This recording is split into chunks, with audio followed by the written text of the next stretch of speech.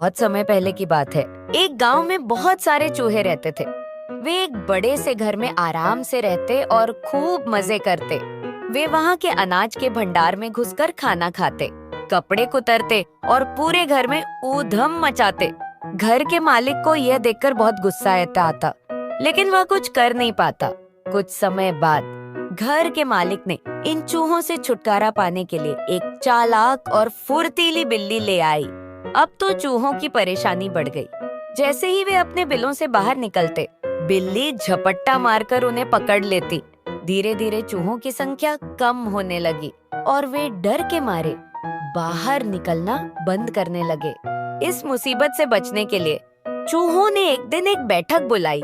सबसे बुजुर्ग चूहे ने कहा, हमें कोई न कोई उपाय सोचना ही होगा, वरना बिल्ली हमें एक एक कर खत्म कर देगी। सभी चूहे अपनी अपनी राय देने लगे, लेकिन कोई भी उपाय कारगर नहीं लग रहा था। तभी एक युवा और चतुर चूहे ने एक सुझाव दिया।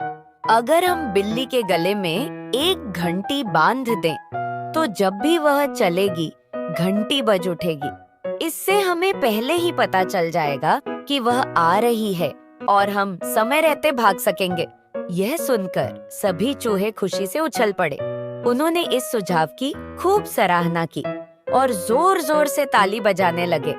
तभी एक बूढ़ा और अनुभवी चूहा उठा और बोला, योजना तो बहुत अच्छी है, लेकिन यह बताओ कि बिल्ली के गले में घंटी बांधेगा कौन?